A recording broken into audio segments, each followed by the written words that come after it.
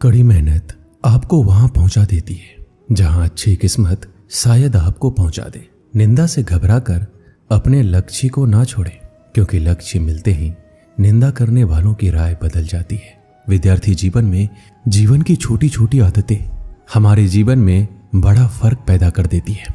अगर तुम सूरज की तरह चमकना चाहते हो तो सूरज की तरह जलना सीखो। मेहनत इतनी खामोशी से करो कि कामयाबी शोर मचा दे। जब तक तुम दौड़ने का साहस नहीं जुटाओगे तब तक तुम्हारे लिए प्रतिस्पर्धा में जीतना सदा असंभव बना रहेगा। जिस दिन एक सिग्नेचर ऑटोग्राफ में बदल जाए तब मान लीजिएगा कि आप कामयाब हो गए। हमारा भविष्य हमारे वर्तमान पर निर्भर करता है, इसलिए अपने लक्ष्य पर काम करो। आप में शुरू करने की हिम्मत है तो आप में सफल होने के लिए भी हिम्मत है। सच्चाई वह दिया है जिसे अगर पहाड़ की चोटी पर रख दो तो बेशक रोशनी कम करे पर दिखाई बहुत दूर से भी देता है। विद्यार्थी जीवन की कड़वी सच्चाई है कि आजकल परीक्षा के परिणाम में विद्यार्थी कितना भी नंबर ला दे तब भी उसका परिवार खुश नहीं होता। इसलिए नंबर के बदले सीखने पर ज्यादा ध्यान दे। एक परीक्षा कभी कठिन या आसान नहीं होती।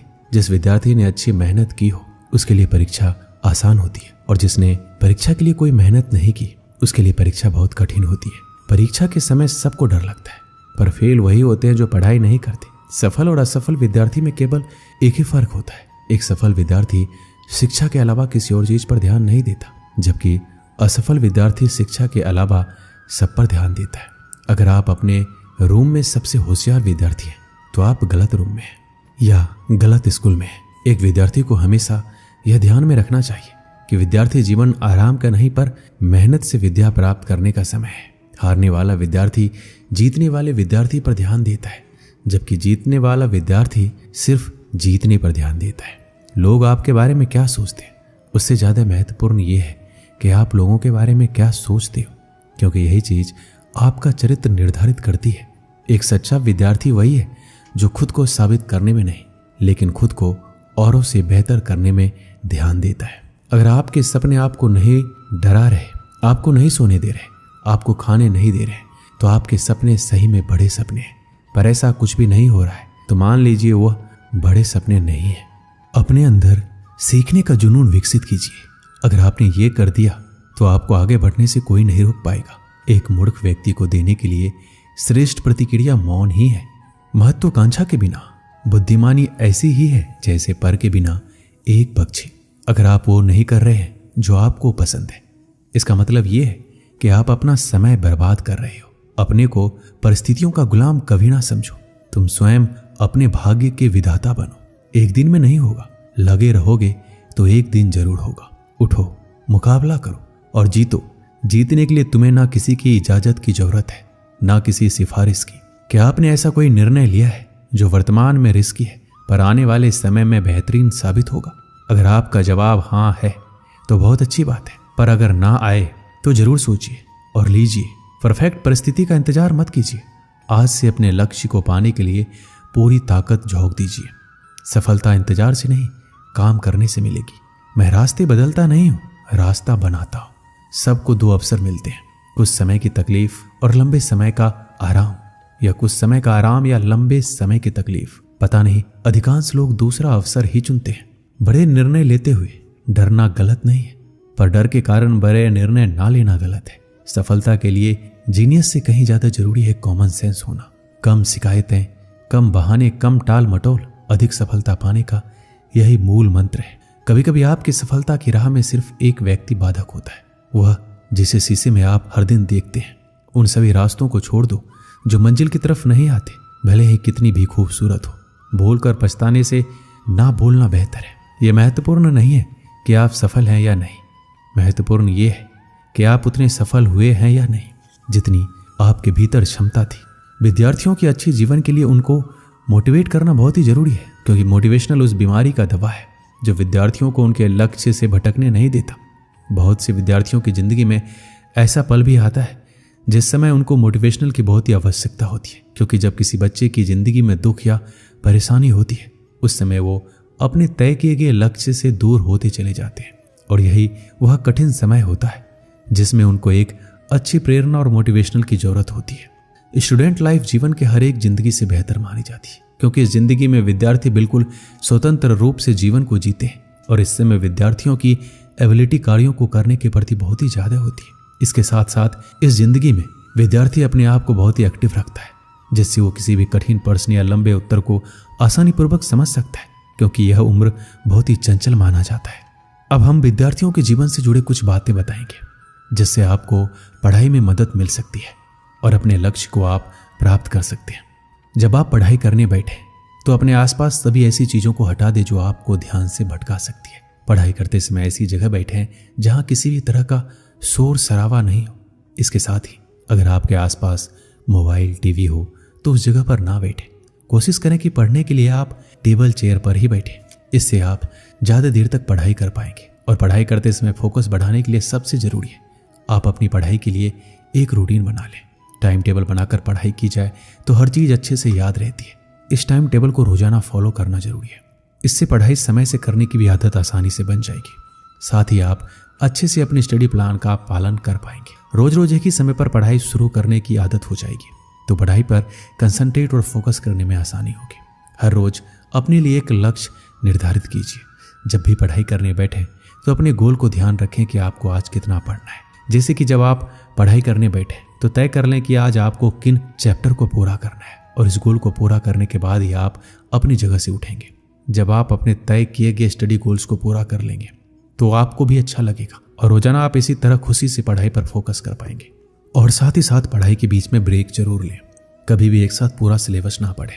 लगातार पढ़ाई करते रहने से आप लंबे समय तक कुछ भी याद नहीं रख पाएंगे। ऐसा करने से बचें। अगर आप चाहते हैं कि आपका पढ़ाई में और अच्छा फोकस हो तो इस दौरान बीच बीच में छोटे ब्रेक्स लेने चाहिए। हालांकि इन ब्रेक्स में आपको टीवी या मोबाइल चलाने से दूर रहना चाहिए। कोशिश करें कि 30 से 45 मिनट की पढ़ाई करने के बाद आपको कम से कम 5 से 10 मिनट का ब्रेक जरूर लेना चाहिए। अक्सर आपने देखा होगा विद्यार्थी पूरा दिन घर में उछल कूद करता रहता है, ज्यादा से ज्यादा बाहर खेलता है, लेकिन जैसे ही उसको पढ़ने के लिए बैठाया जाता है उसे आलस या सुस्ती आने लगती है और वह पढ़ाई से कतराने लगता है। आपने सुना होगा जो समय के साथ चलता है वो पूरी दुनिया जीत सकता है। समय एक ऐसा चक्र है जो रंग को राजा और राजा को रंग बना सकता है। इसलिए समय के महत्व को समझिए और उसका उपयोग कीजिए, दुरुपयोग नहीं। ये फिर लौट कर नहीं आने वाला है, इसलिए इसके साथ चलिए, ना आगे ना पीछे, केवल साथ। और आप अपने प्रति अनुशासित रहें, क्योंकि एक विद्यार्थी की पहचान उसका अनुशासन ही होता है। जब आप अनुशासित रहेंगे तब आपको यह ज्ञात होगा कि कौन सा कार्य करना आवश्यक है और कौन सा नहीं। किसी विद्यार्थी के पास अनुशासन होना ही उसकी सबसे बड़ी सीख है। आपको सोचकर परेशानी हो रही होगी कि आखिर ये मैनेज कैसे होगा। जाहिर सी बात है, परेशानी तो होगी, क्योंकि इसे भी आपको ही मैनेज करना होगा। एक बात मैं आपको याद दिला दूं, जो काम शुरू में कष्टदायक होता है बाद में फलदायक भी होता है। इसलिए परेशानियों से घबराएं नहीं, आगे बढ़ें और उस काम को समाप्त करें।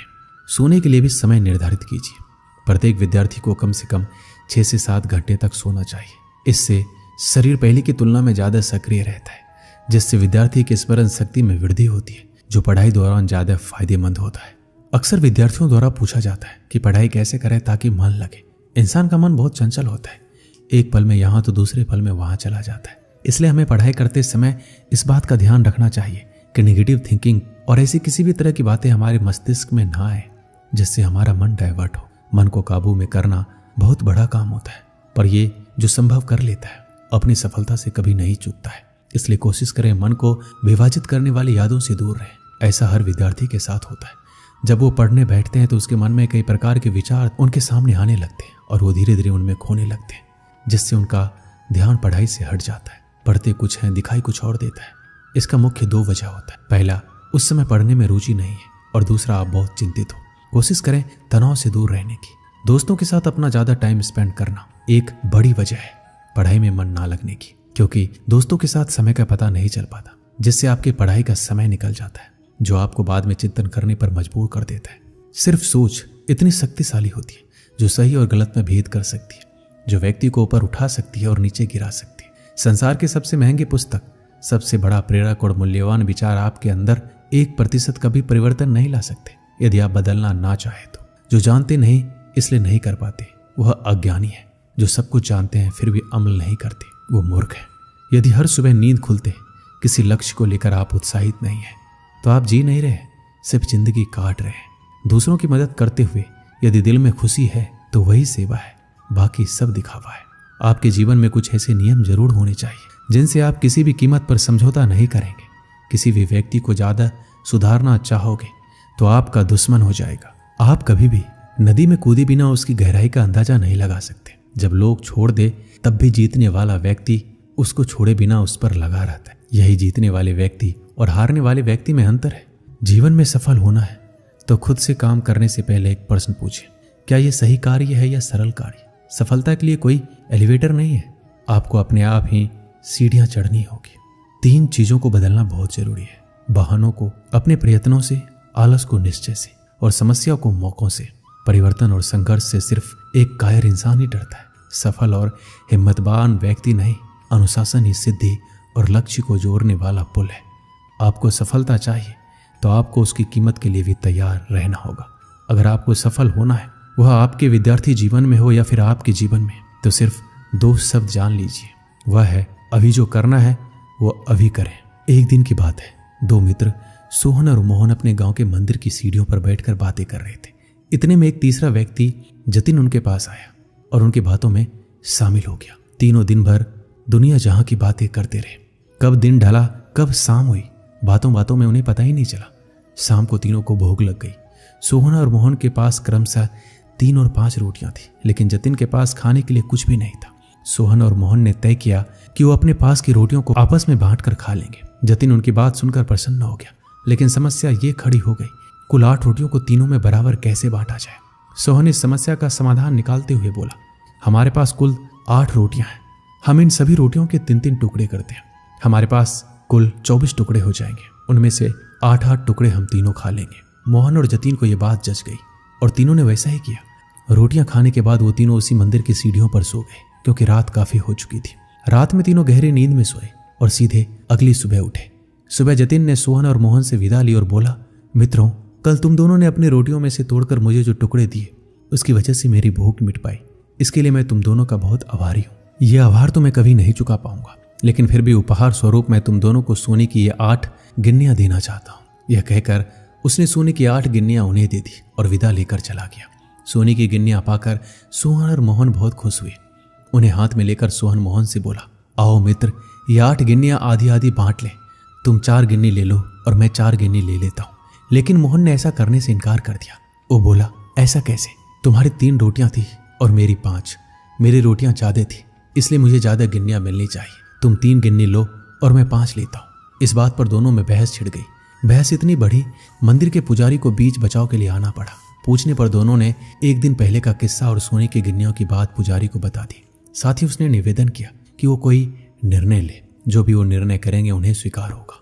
यूं तो पुजारी जी को मोहन की बात ठीक लगी, लेकिन वो निर्णय में कोई गलती नहीं करना चाहते थे, इसलिए बोले, अभी तुम दोनों ये गिन्नियां मेरे पास छोड़ जाओ। आज मैं अच्छी तरह सोच विचार कर लेता हूँ। कल सुबह तुम आना, मैं तुम्हें अपना अंतिम निर्णय बता दूंगा।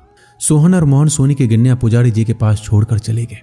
देर रात पुजारी जी गिन्नियों के बंटवारे के बारे में सोचते रहे, लेकिन किसी उचित निष्कर्ष पर नहीं पहुंच सके। सोचते सोचते उन्हें नींद आ गई और वो सो गए। नींद में एक सपना आया। उसे सपने में भगवान दिखाई पड़े। सपने में उन्होंने भगवान से गिन्नियों के बंटवारे के बारे में पूछा तो भगवान बोले, सोहन को 1 गिन्नी मिलनी चाहिए और मोहन को 7। ये सुनकर पुजारी जी हैरान रह गए और पूछ बैठे, ऐसा क्यों प्रभु?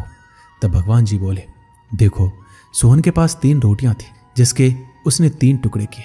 उन 3 टुकड़ों में से 8 टुकड़े उसने खुद खाए और 1 टुकड़ा जतिन को दिया। वहीं मोहन ने अपनी 5 रोटियों के 15 टुकड़े किए। उनमें से 7 टुकड़े जतिन को देकर खुद 8 टुकड़े खाए। चूंकि सोहन ने जतिन को 1 टुकड़ा दिया था और मोहन ने 8, इसलिए सोहन को 1 गिन्नी मिलनी चाहिए और मोहन को 7।